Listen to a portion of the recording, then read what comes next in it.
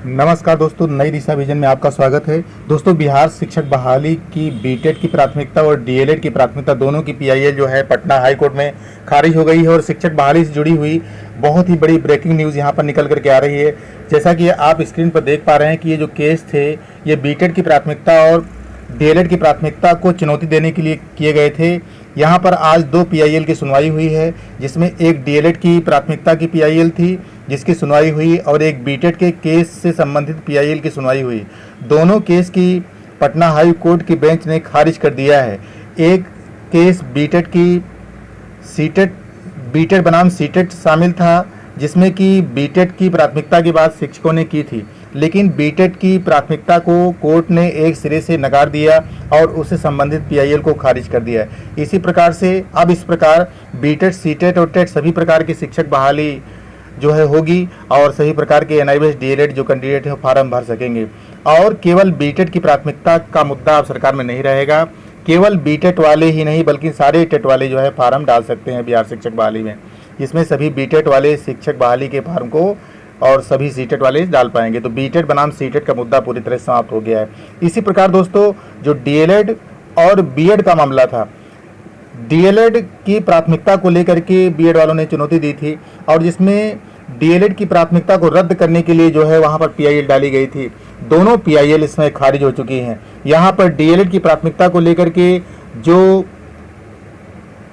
बात कही जा रही थी उसको चुनौती देने वाली, सरकार चाह रही थी कि जो है डीएलएड की प्राथमिकता बरकरार रहे, लेकिन शिक्षक अभ्यर्थियों का कहना था कि इससे उनका जो है समानता का अधिकार बाधित होता है। तो ऐसी स्थिति में उन्होंने न्यायालय की शरण ली थी, लेकिन इसी वजह से यहाँ पर जो है उन्होंने अपनी पीआईएल को डाला था, लेकिन जो है पीआईएल को पटना हाई कोर्ट ने खारिज कर दिया।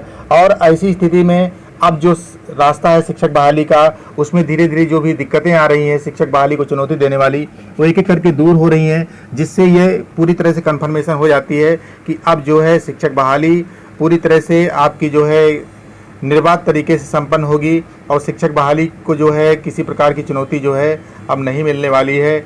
और इस प्रकार जो है डॉक्टर रणजीत कुमार सिंह ने बताया है कि किसी प्रकार की अफवाह में न पड़ें और शिक्षक बहाली जो है समय से पूरी होगी। तो शिक्षक बहाली से जुड़ी हुई खबरें जो है चैनल लगातार आपको दिखाता रहा है। जैसा कि आप यहाँ पर देख पा रहे हैं कि डॉक्टर रणजीत कुमार सिंह प्राथमिक शिक्षा निदेशक, उनकी तरफ से जो है ये नियोजन संबंधी गतिविधि की तिथि भी दे दी गई है और जिसमें जो है पूरी तरह से किस समय पर क्या होगा और सारा का सारा काम शेड्यूल्ड है और सही तरीके से हो रहा है। और इस प्रकार शिक्षक बहाली में किसी प्रकार की अड़चन नहीं आने वाली है। इस प्रकार जो है संक्षेप में समझें तो बीटेड और सीटेड में कोई भेद नहीं है, सभी जो है समान है और किसी को कोई प्राथमिकता नहीं है। यानी इसमें जो है केवल बीटेड वालों को प्राथमिकता दी जाएगी। इससे संबंधित याचिका खारिज हो गई है, पीआईएल खारिज हो गई है। और दूसरा जो था डीएलएड की प्राथमिकता बरकरार नहीं रहेगी, इसको चुनौती देने वाली बात थी, लेकिन डीएलएड की प्राथमिकता बरकरार रहने वाली बात भी जो है पूरी तरह से खारिज कर दी गई। इसमें कुछ शिक्षक अभ्यर्थियों ने जो है बताया है कि उनके जो फार्म हैं उनको सही तरीके से नहीं रखा जा रहा है। यहाँ पर रोहतास जिला के कोचस ब्लॉक का नज़ारा है, सारा फार्म पानी से भीग कर गल गया है, फार्म पर लिखा हुआ है सब मिट गया है।